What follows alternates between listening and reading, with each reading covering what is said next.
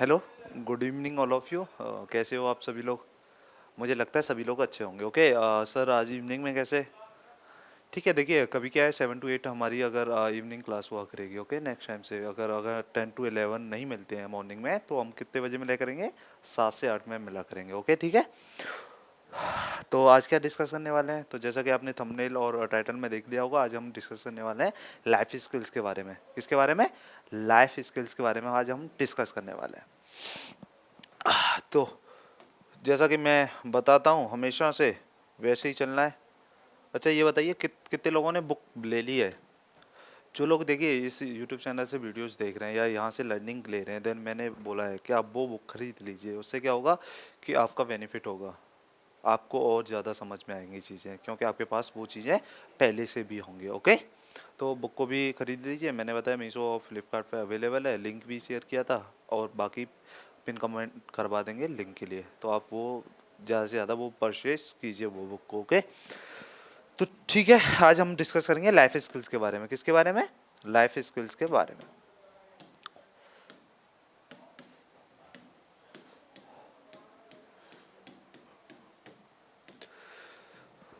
तो उससे पहले लाइफ स्किल्स के बारे में जान लेते हैं कि सर लाइफ स्किल्स क्या है। तो सबसे पहले हमें पता होना चाहिए स्किल्स के बारे में। किसके बारे में पता होना चाहिए? स्किल्स क्या होती हैं। ओके, अगर आप नॉर्मल सा सोचिए, आप किसी के अंदर मान लिया डांसिंग स्किल्स हैं, then that means that person know how to dance. Like मेरे अंदर कुछ स्किल्स हैं टीचिंग से रिलेटेड, तो that means I know how to teach. Clearly समझ में आ गया? तो स्किल्स क्या होती है? किसी भी चीज़ को करने का तरीका, अ वे ऑफ डूइंग समथिंग। भाई अगर नॉर्मल बात करें, हम अभी लाइफ की बात नहीं कर रहे, हम ओनली स्किल्स की बात कर रहे हैं, तो स्किल्स क्या होंगी?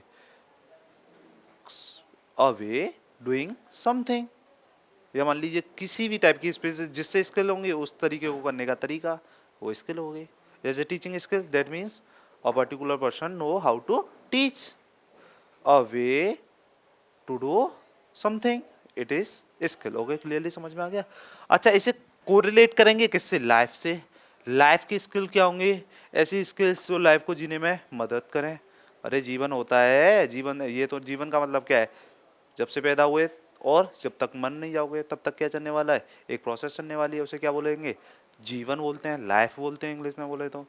अब इसको जीना है, हर आदमी को जीना है, तो कुछ तो बहुत खुशी खुशी जी ले रहे हैं, कुछ तो बहुत खुशी खुशी जी ले रहे हैं, कुछ रो रो के जी रहे हैं।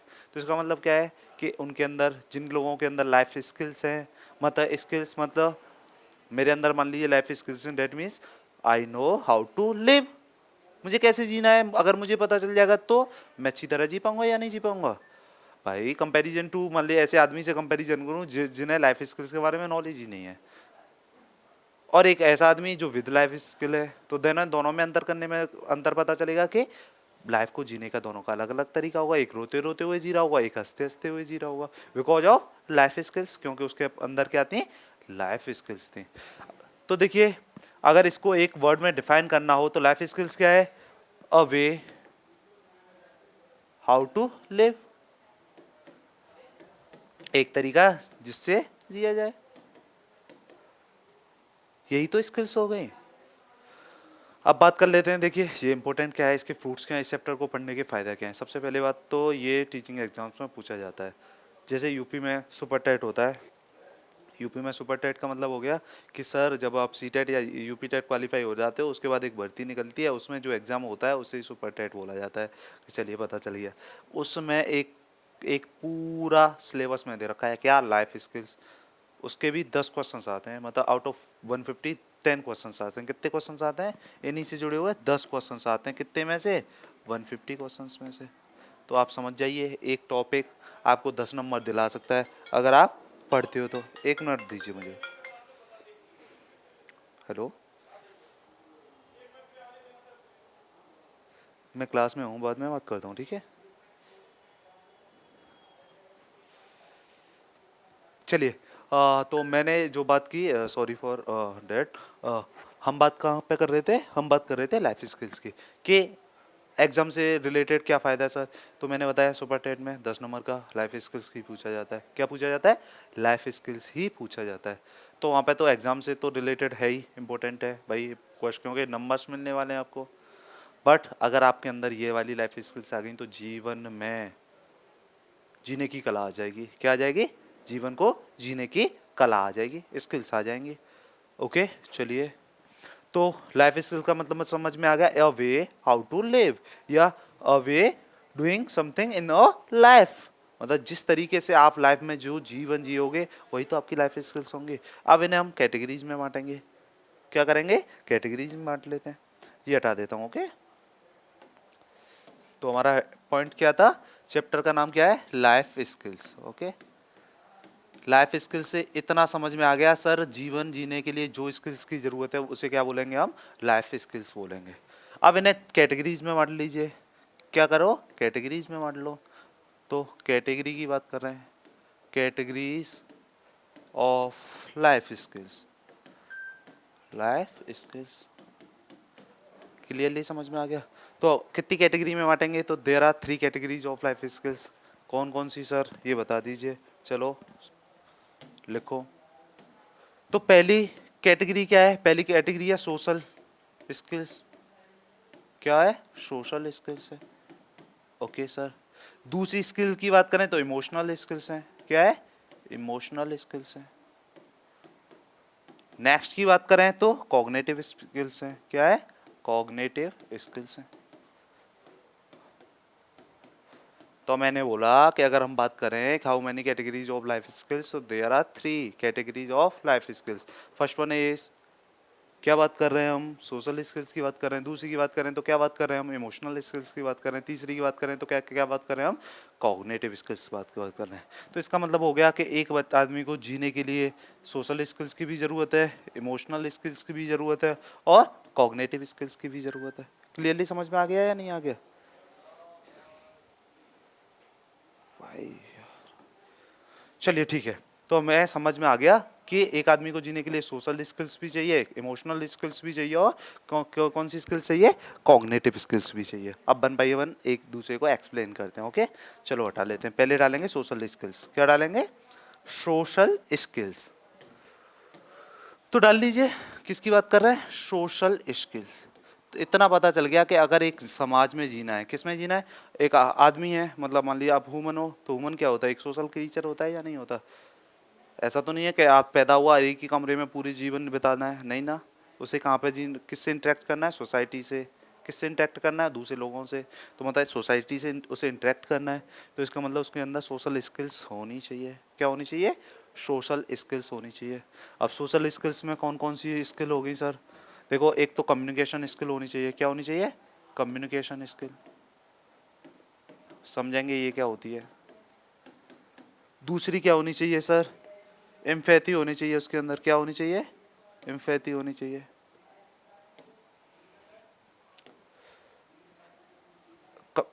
समझ में आ गया क्या होना चाहिए? और इंटरपर्सनल स्किल होनी चाहिए। क्या होनी चाहिए? इंटरपर्सनल स्किल्स होनी चाहिए।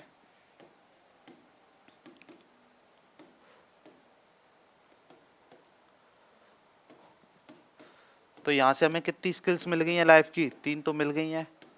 तो देखो कौन कौन सी हैं।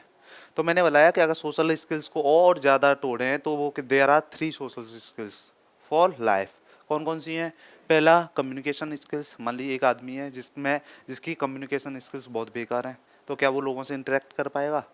मान लिया आप ही सोचिए, आप क्या है, मतलब आपके पास बर्ड्स नहीं है, आपके पास नॉलेज नहीं है किसी भी चीज़ को लेके, तो आप लोगों से बात कर सकते हो क्या? या मान लीजिए आपकी वॉइस या आपका इंटोनेशन बहुत ख़राब है, तो क्या लोगों से इंटरेक्ट कर पाओगे? मान लीजिए देखे होंगे बहुत सारे लोग जिनकी टंग में प्रॉब्लम है। टंग का मतलब क्या हो गया? इंटोनेशन बेकार है, स्पीच का या वॉइस का मॉड्यूलेशन बेकार है। तो उनके अंदर क्या है? उनके अंदर कम्युनिकेशन स्किल्स नहीं होते हैं या बेकार होते हैं। समझ में आ रहा है कि नहीं आ रहा? Without communication skills you can not interact with the society. if you want to interact with the society then you should have a communication skill। Clear है या नहीं है? तो इसका मतलब इतना समझ में आ रहा है कि लाइफ को जीने के लिए भाई बहुत जरूरी चीज़ है क्या? कम्युनिकेशन स्किल्स होनी चाहिए, एक दूसरे से इंटरेक्शन करने की कला होनी चाहिए। समझ में आया या नहीं आया? विदाउट, अच्छा ये नहीं होगी तो कम से कम एक जीवन में कमी होगी, आप अच्छा तरह जीवन नहीं जी पा रहे होंगे, because you there is a lack of communication skills. तो अगर आपके पास कम्युनिकेशन स्किल्स नहीं है तो आप हो सकता है अपनी फीलिंग्स को अच्छी तरह प्रेजेंट भी ना कर पा रहे हो, आप बोलना चाहते हैं but because of communication skills आप नहीं अपनी बात को रख पा रहे हैं। एज अ टीचर मान लीजिए मैं अच्छा टीचर कब बन पाऊंगा, जब मेरी कम्युनिकेशन स्किल्स बहुत अच्छी होनी चाहिए, मेरा वॉइस का मॉड्यूलेशन, मेरा वॉइस का इंटोनेशन या मेरा प्रोनाउंसिएशन अच्छे होंगे, देन मैं सोसाइटी से इंटरेक्ट कर पाऊंगा और अच्छी तरह लाइफ को जी पाऊंगा। क्लियरली समझ में आ रहा है?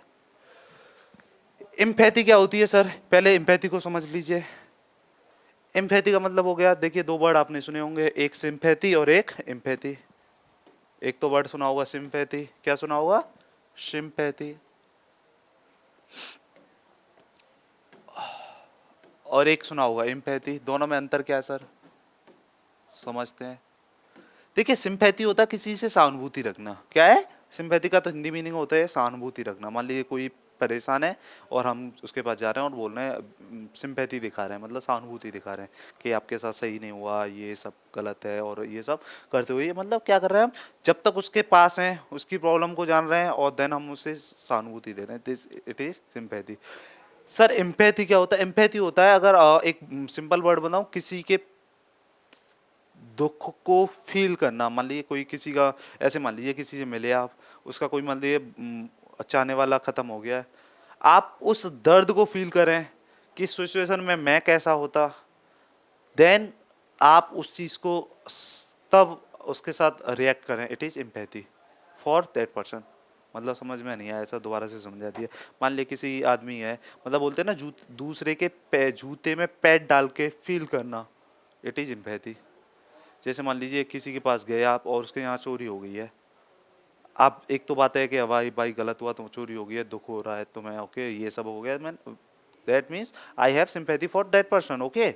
बट अगर मैं फील करूं, अगर मेरे घर में चोरी हो गई होती तो दो मुझे कैसा लग रहा होता, अब मैं रिएक्ट करूं उसके साथ, देन इट इज एम्पैथी। तो ह्यूमन आदमी में मान लिया आप हो, आपको लाइफ को अच्छी तरह जीना है, then you have to be a empathy या you have a empathy quality. Clearly समझ में आ गया?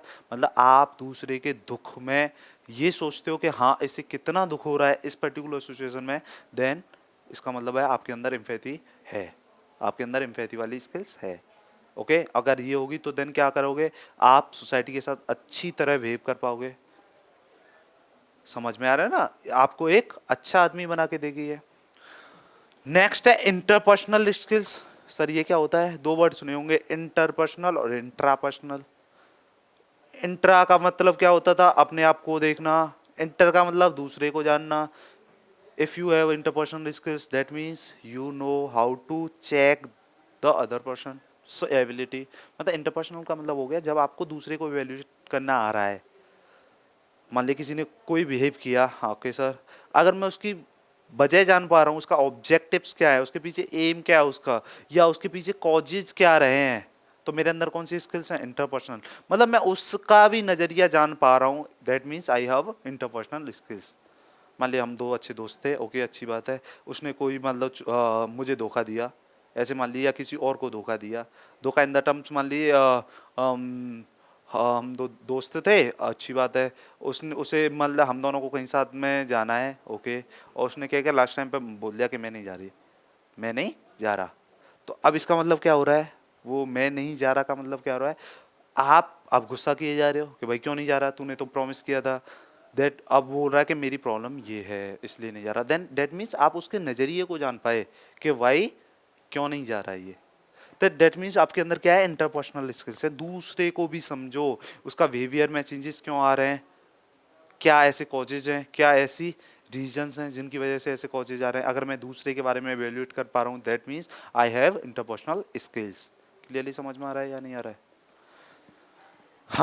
हम बात की थी कि लाइफ स्किल्स को तीन कैटेगरी में बांटा था। पहली क्या थी? Social skills. सोशल स्किल्स को भी क्या है मैं बांट दिया तीन में, communication, empathy and interpersonal skills. समझ में आ रहा है या नहीं आ रहा है? एम्पैथी का मतलब समझ में आ रहे हो? दूसरे के जूते में खुद पैर के डाल के देखना, तब समझ में आना कि अच्छा कितना दुख दर्द हो रहा है, इसका मतलब एम्पैथी है। कम्युनिकेशन स्किल तो सीधा बोलचाल की समझ में ही आ रही है। Communication, if you have a communication skill then you can interact with the society. भाई अगर आपके पास कम्युनिकेशन स्किल्स नहीं है तो आप बात ही नहीं कर पाओगे। बहुत सारे लोग देखे होंगे शाई होते हैं, उनके पास बातें ही नहीं होती, उनके अंदर इतना लो कॉन्फिडेंस होते हैं। वजह क्या कॉन्फिडेंट क्यों नहीं है? क्योंकि उनके अंदर कम्युनिकेशन स्किल्स नहीं है। If you have a good communication skill, then you can interact with the society effectively. आप आराम से उनसे इंटरेक्ट कर सकते हो। क्लियरली समझ में आ गया या नहीं आ गया? तो हमें सर सोशल स्किल्स में समझ में आ गया कि there are 3 skills: communication skills, empathy and interpersonal skills. Okay, चलिए अब नेक्स्ट डाल लेते हैं। तो हमने दूसरा क्या पढ़ा था सर? दूसरा हमने पढ़ा था कॉग्निटिव स्किल्स। किसकी बात की थी? कॉग्निटिव स्किल्स की। तो चलो बात कर लेते हैं कॉग्निटिव स्किल्स का क्या होता है। 5 होती हैं। कितनी होती हैं? 5 होती हैं। तो पहले से बात कर लेते हैं। सबसे पहली क्या होगी? Creative thinking. क्या होगी? Creative thinking.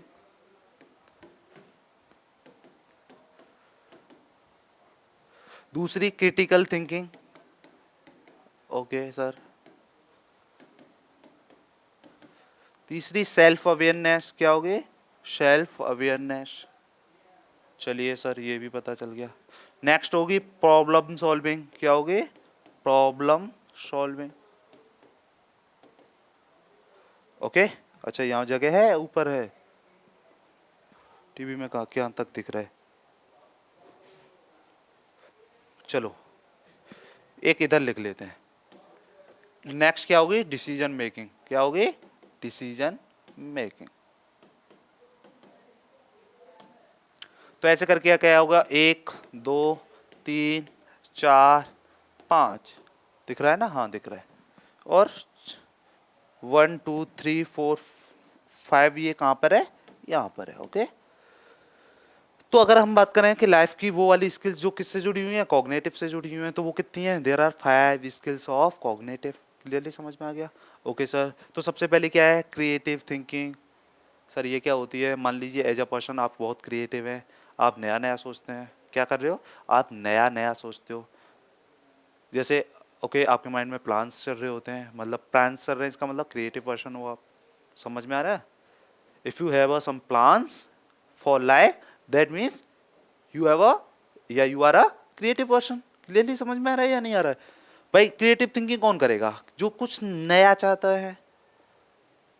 समझ में आ रहा है? अगर एज अ पर्सन आपके अंदर क्रिएटिव थिंकिंग है, that means you live a life perfectly. Okay, मतलब आप अच्छी तरह अपने जीवन को चला पा रहे होंगे क्योंकि you are a creative person. देन आप कुछ ना कुछ इन्वेंट कर रहे होंगे, अपने आप में इम्प्रूवमेंट कर रहे होंगे थ्रू क्रिएटिवनेस। क्लियरली समझ में आ रहा है या नहीं आ रहा है? दूसरी बात है क्रिटिकल थिंकिंग। क्रिटिकल थिंकिंग क्या होती है सर? किसी भी चीज़ को टुकड़ों में तोड़ के देखना क्रिटिकल थिंकिंग है। मतलब सर मान लिया आपके पास कोई कोई भी चीज़ है या किसी ने कुछ कहा, तो आप क्या कर पा रहे हो? अब बहुत सारी डायमेंशंस में सोच पा रहे हो कि भाई क्रिटिकल थिंकिंग कर पा रहे हो, मतलब लॉजिक के साथ। अच्छा ये वजह है, अच्छा ये वजह है, अच्छा ये रीज़न है, इस वजह से ये हो रहा है। That means you are a critical person in the term of thinking. मान लिया आप, अब मान लिया एक आदमी है, बच्चा है, ओके, उसने कुछ किया, मान लिया रिजल्ट्स, मान लिया कोई एग्जाम दिया और रिजल्ट आया नेगेटिव। सर जी नेगेटिव रिजल्ट आ गया। अब वो क्या कर रहा है? क्रिटिकल थिंकिंग कर रहा है। What is the reason behind that particular type of result?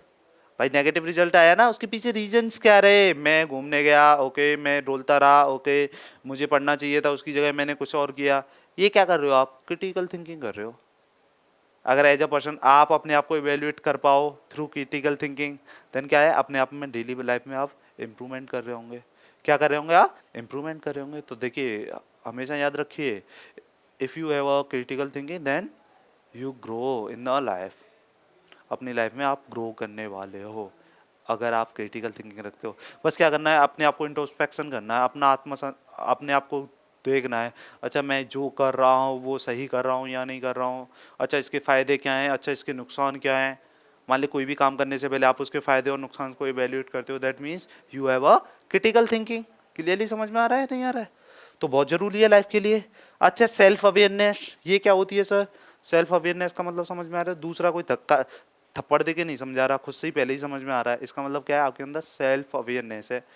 मान लिया सर, मान लिया आपने पता है कि ये कंडीशंस बन गई हैं, अब ये हो सकता है आगे चल के, इससे पहले ही आप उस प्रॉब्लम्स के सॉल्यूशंस ढूंढ लें और अपने बिहेवियर में चेंज कर लें।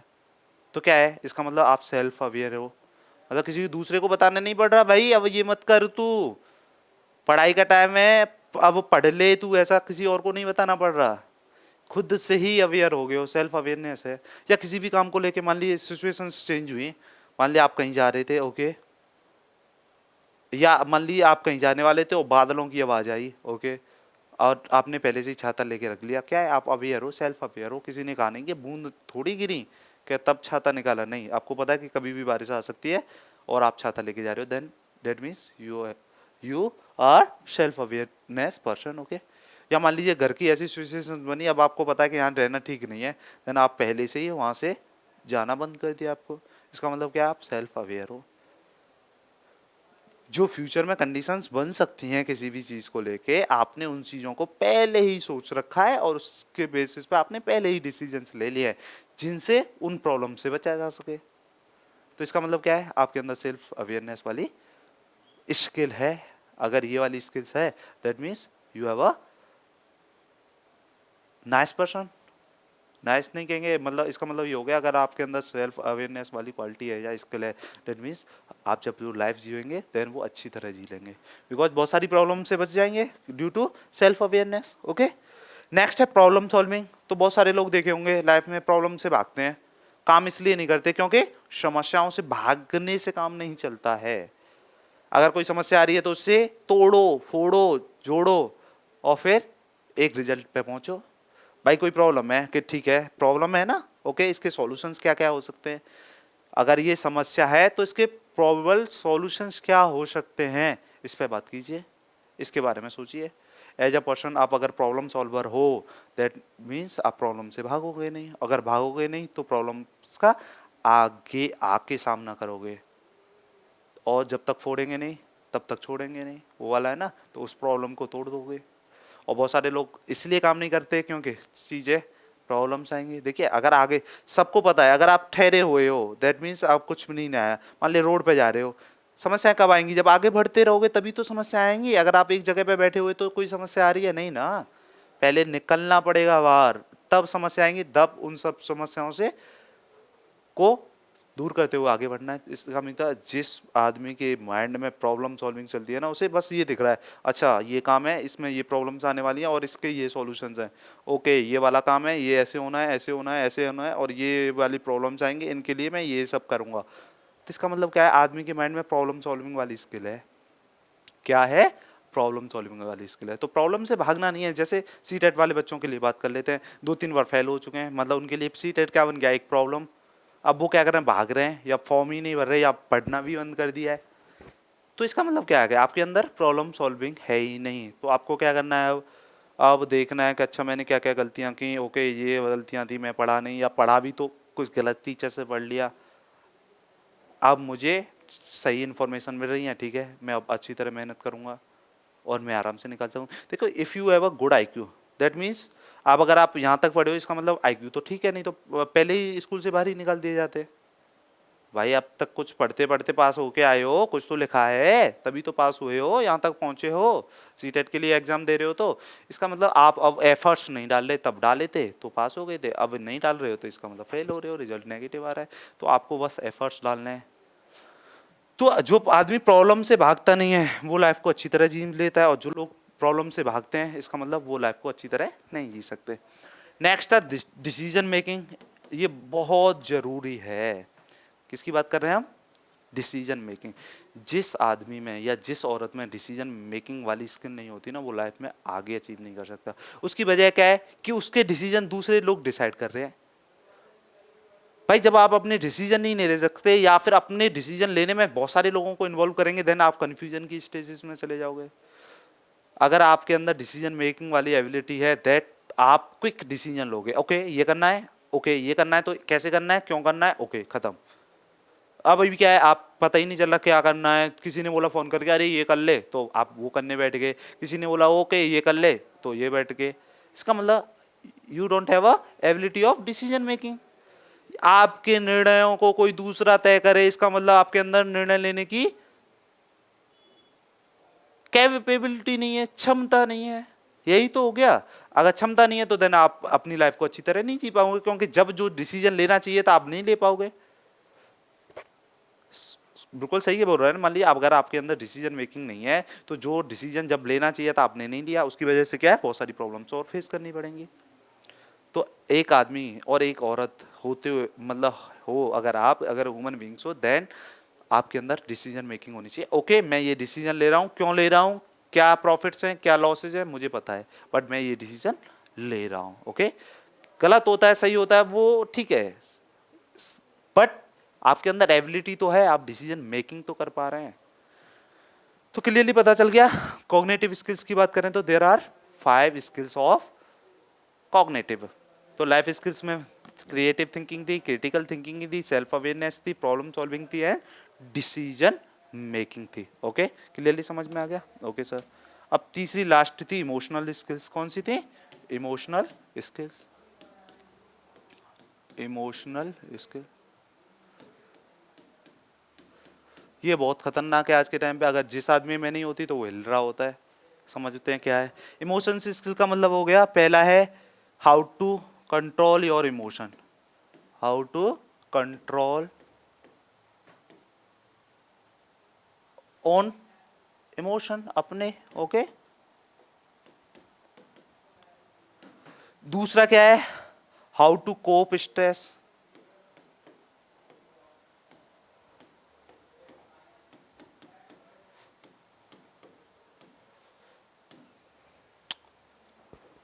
आजकल जितने भी लोग दुखी हैं उनके पीछे वजह यह है कि उनके इमोशंस उनके हाथ में नहीं है, किसी दूसरे के हाथ में है।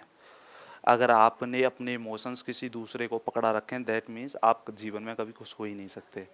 उसकी वजह यह है कि आपके इमोशंस आपके हाथ में ही नहीं है, आपके कंट्रोल ही नहीं है। समझ में आ रहा है नहीं है? और दूसरे के पास है तो देन वो दूसरा अपने अपने हिसाब से चलाएगा आपको। दैट मीन्स आपके इमोशंस आपके हाथ में होने चाहिए। कैसे सर? मान लिया अगर मैं खुश हूँ तो दैट मीन्स मैं खुश हूँ। अगर कोई मुझे ट्रबल कर रहा है देन उससे बोलिए ओके अभी परेशान कर रहे हो, जब मैं परेशान होऊंगा तब आपको परेशान करूंगा। जैसे एग्जांपल के लिए बताइए, मान लीजिए जिन लोगों के इमोशंस की अपने हाथ में नहीं है, मान लीजिए एक आदमी है ओके और बहुत अच्छा मूवमेंट था और ये गया मूवी देखने। कहाँ गया है? मूवी देखने। ऐसे सोचिए बुकिंग विंडो होती है जो टिकट लेने वाली खिड़की है, उस पर खड़ा है और टिकट ले लिया है, बस थोड़ी देर में अंदर जाने वाला है। ठीक है सर पता चल गया। दूसरा एक आदमी आया, मान लिया कोई और आदमी आया, उसने बोला कि देख ये अभी मूवी देखने वाला है ना, कि हाँ देख अच्छी तरह मूवी दिखाता हूँ इसे। ओके और गया और बोला अरे दिखाई नहीं देता तुझे, कहाँ कहाँ से चले आते हैं, शकल नहीं सूरत है, और मूवी देखने चले आए कहाँ कहाँ के उठ के चले आते हैं, शकल देखी अपनी तूने, ये वो करते ऐसे बोला और एक दो गाली और दी और भग लिया। अब आप क्या कर रहे हो? अगर आपके कंट्रोल में है इमोशन तो भीतर जा रहे हो, अगर नहीं है तो आप उसके पीछे भागते हुए जा रहे हो। गाली वो गाली देके भागा था, आप उसके पीछे भाग रहे हो और गाली देते हुए जा रहे हो। इसका मतलब क्या है? आप खुश थे, आप दूसरे ने आपको 1 मिनट में दुखी कर दिया। इसका मतलब क्या है? आपके इमोशंस आपके हाथ में नहीं थे। जिस आदमी के हाथ में इमोशंस होंगे वो क्या कह रहा है, अच्छा गाली दे रहा है ओके बढ़िया बात है, अभी देख मेरे बहुत अच्छा मूड है, मैं पहले मूवी देखूंगा, अभी तो उससे मैं नहीं लड़ूंगा। अच्छा एक और दे ली ओके अच्छी बात है, एक और दे ली ओके मैंने गिन लिया है लिख लिया है, जिस दिन मेरा मूड खराब होगा उस दिन मैं निकालूंगा ये सब गालियों को। इसका मतलब क्या है? आपके इमोशंस आपके कंट्रोल में है। अगर आपको कोई ट्रिगर कर रहा है, मान लीजिए कोई आया और अपनी नेगेटिव एनर्जी आप पे उगल दी, कहीं की नेगेटिव एनर्जी हम कहीं पे निकाल रहे होते हैं, ये हो रहा होता है ह्यूमन लाइफ में। मान लिया कोई वर्क प्लेस है, एक आदमी था अपनी नौकरी पे गया, वहाँ पे कुछ बॉस बॉस से लड़ाई हुई और वो आया घर और बच्चे डेली जो खेलते थे वही खेल रहे हैं बट बच्चों पे गुस्सा निकाल दी। इसका मतलब क्या है? या अपनी बीवी पे गुस्सा निकाल दी। इसका मतलब क्या है? उस आदमी ने अपनी नेगेटिव एनर्जी डिस्प्लेस कर दी, आपने इसे निकाल के तुम्हें दे दी। अब आपको तय करना है कि वो लेनी है या फिर ऊपर से ही जाने देनी है। अच्छा आपको गुस्सा आ रहा है ओके देखो बेचा रहे हो, आपको बॉस से डांट पड़ी होगी इसलिए आप मुझे गुस्सा निकाल रहे हो, ऐसे कह के निकाल दिया। तो देन आपने क्या किया? आपके इमोशंस कंट्रोल में है। उसने कहा क्या आप लेट कर देती हो, ये वो है, सुबह उठा नहीं जाता, उसकी वजह से मुझे सुनना पड़ा, ये वो है। आपने कहा अच्छा चलो ठीक है, बड़े बेचारे हो, मन में सोच रहे हो कितना बेचारा है भाई, डांट खा के आया, कह लेने दो जो कह रहा है, और आप बड़े कूल हो, okay okay okay okay okay okay ठीक है ठीक है ठीक है, ऐसे करके आपने क्या किया? आपके इमोशंस कंट्रोल में हैं। इसका मतलब आप जानते हो कि इमोशंस को कंट्रोल कैसे करना है। भाई एज के साथ मैच्योरिटी के साथ तो हो जाएंगे। मान लीजिए एक 18 साल का लड़का है और एक 40 साल का लड़का है, एक 18 साल के एक लड़के की मान लीजिए ऐसे रिश्ते में मान लीजिए वाइफ मान लो, वाइफ नहीं तो मान लीजिए ऐसे मान लीजिए कि दो लोग प्यार करते हैं, लड़की ने बोला कि मुझे अब चाहिए, 12 बजे के आसपास कुछ मांगा, अब लड़का क्या कर रहा है, कहीं से भी जा रहा है, कुछ भी लगे, मान लीजिए ऐसे मान लीजिए उसने बोला रात के 12 बजे को मुझे समोसा चाहिए, अब लड़का जाएगा, हर जगह जाएगा, देखेगा कहीं समोसा मिल जाए, और अगर नहीं मिलेगा तो दुकान खुलवा के बनवा के ला सकता है, इतनी प्रोबेबिलिटी है, क्योंकि उसके इमोशंस बहुत हाई हैं इस टाइम। अगर 40 साल के आदमी से उसकी बीवी भी कहे रात के 12 बजे कि मुझे समोसा खाना है, कि मन कर रहा है, तो वो क्या बोलेगा, चुपचाप सो जा। इसका मतलब क्या होगा, इसके साथ तो आपके इमोशंस कंट्रोल में हो जाएंगे, but if you have the control on your emotions in a particular life, मान लीजिए अभी आपके इमोशंस पर आपकी कंट्रोल है, दैट मीन्स आप अपनी लाइफ को अच्छी तरह जी रहे होंगे, मैच्योरिटी के बेस पे जी रहे होंगे। तो अपने इमोशंस पे कंट्रोल खुद रखिए, अपने इमोशंस के मास्टर्स आप खुद बनिए, किसी दूसरे के हाथ में अपनी बागडोर मत दे दीजिए। लोग हैं फ़ायदा उठाएंगे और सभी को रुलाते हैं, कोई नहीं चाहता कि आप खुश रहें। ओके, देन क्या है, how to cope with stress. Next क्या है, how to cope with stress.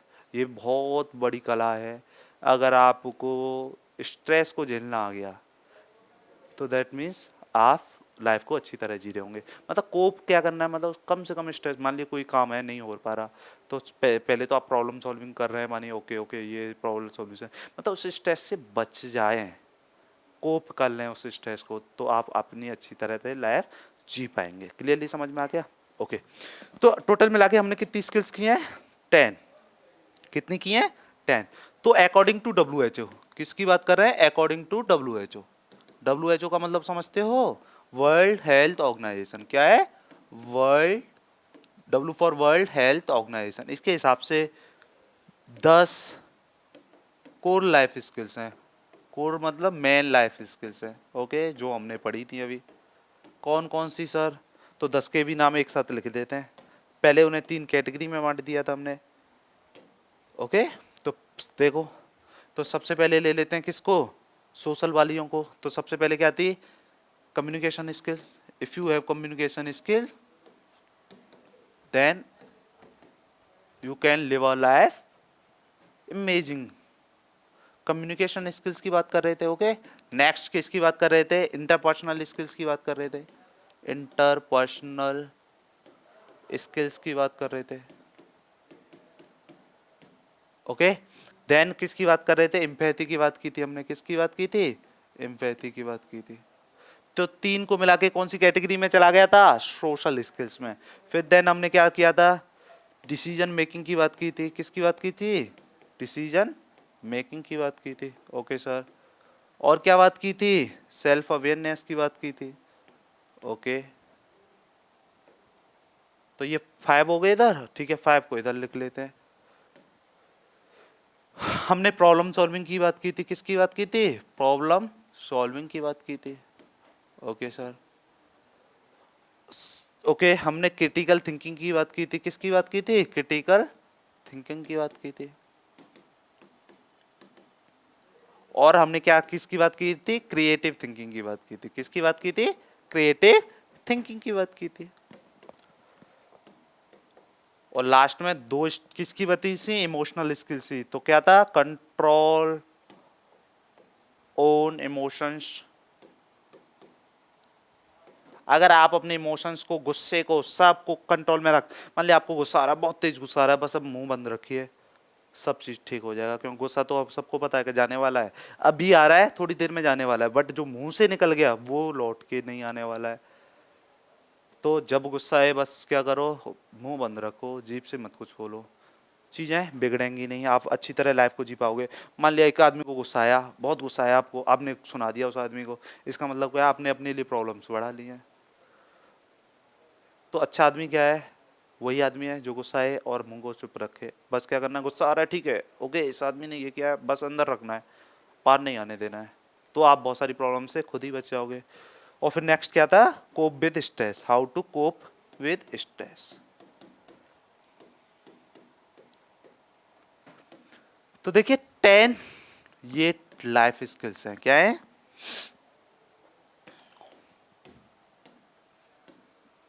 Life skills हैं, किसके अकॉर्डिंग है, तो according to WHO।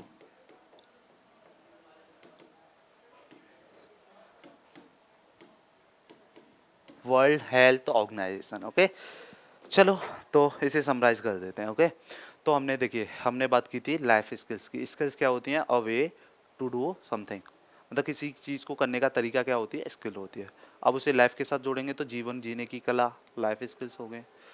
As a person अगर आपके अंदर ये 10 स्किल्स हैं तो आप लाइफ को बहुत अच्छी तरह जी रहे होंगे, मतलब खुशी खुशी जी रहे होंगे। अगर एक मतलब एक की भी कमी है तो उस टाइप की दिक्कतें आ रही होंगी। अगर मान लिया आपके अंदर इमोशंस को कंट्रोल करना नहीं आता तो बहुत सारी प्रॉब्लम्स आप खुद ही क्रिएट कर लेते हो या नहीं कर लेते हो। भाई किसी ने खाना नहीं खाया है, आप नहीं खा रहे हो, आप बेवकूफ़ हो, क्योंकि आपके इमोशंस आपके कंट्रोल में नहीं है। किसी की वजह से आपने खाना छोड़ रखा है तो इसका मतलब क्या? आपके इमोशंस आपके कंट्रोल में है ही नहीं, दूसरे के कंट्रोल में है। तो एज अ पर्सन आपके इमोशंस आपके कंट्रोल में होना चाहिए। मैं डिसाइड करूंगा what am I doing. Clearly समझ में आ गया? तो अगर आपको लाइफ को बहुत अच्छी तरह जीना है तो ये 10 स्किल्स हैं जिनमें कम्युनिकेशन स्किल्स पे काम कीजिए, इंटरपर्सनल स्किल्स, दूसरों को इवेल्युएट करने की कला आपके अंदर होनी चाहिए। समझ में आ रहा है? एम्पैथी होनी चाहिए, मतलब दूसरों के दुख दर्द को समझने की कला भी होनी चाहिए आपके अंदर। अगर आपके अंदर एम्पैथी है तो आप कुछ गलत काम करोगे ही नहीं, बिकॉज आपको पता है कि अगर मैं कुछ गलत कर रहा हूँ इसका मतलब इसे कितना दर्द हो रहा होगा, इसे कितना पेन हो रहा होगा, मेरे साथ ऐसा हो तो मुझे कैसा लगेगा, तो इसका मतलब आप कुछ गलत करोगे ही नहीं अगर आपके अंदर एम्पैथी है तो। ओके, नेक्स्ट डिसीजन मेकिंग है तो देन आप क्विकली जितना जल्दी एक्यूरेट डिसीजन करोगे तो उतनी जल्दी लाइफ में ग्रो करोगे। समझ में आ रहा है या नहीं आ रहा है? जिस आदमी में डिसीजन मेकिंग है नहीं होती तो वो बहुत सारी डिसीजन सही टाइम पे सही डिसीजन नहीं ले पाता, और या उसके डिसीजन में बहुत सारे लोगों का इन्वोल्यूशन होता है, उसकी वजह से कन्फ्यूजन होता है, काम बिगड़ ही जाते हैं। वजह क्या है? या तो लेट डिसीजन लिया। भाई डिसीजन लेने की कला का मतलब है सही टाइम पे सही डिसीजन लिया जाए, तभी तो आप ग्रोथ कर पाओगे। अगर गलत टाइम पे डिसीजन भी करोगे तो कोई फायदा नहीं है। बोलते हैं ना कि भाई चिड़िया चुग गई खेत, अब क्या होना, मतलब पहले अगर खेत को बचाना था तो चिड़िया के चुगने से पहले बचाना था, अब तो चुग गई। तो पढ़ना है तो एग्जाम से पहले पढ़ना है, एग्जाम के बाद रिग्रेट करने का क्या मतलब है कि अब पढ़ना चाहिए था? भाई पहले पढ़ो, डिसीजन मेकिंग सही टाइम पे सही डिसीजन लो। सेल्फ अवेयरनेस का मतलब समझ में आ गया?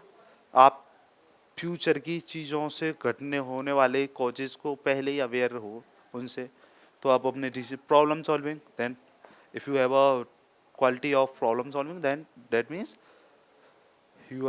You are a mature person. Okay, critical thinking मतलब किसी भी चीज़ को तोड़ मोड़ के सब सब एस्पेक्ट में देख लेना, क्रिटिकल थिंकिंग है। क्रिएटिव, कुछ नया करने की कला, इट इज़ क्रिएटिव थिंकिंग।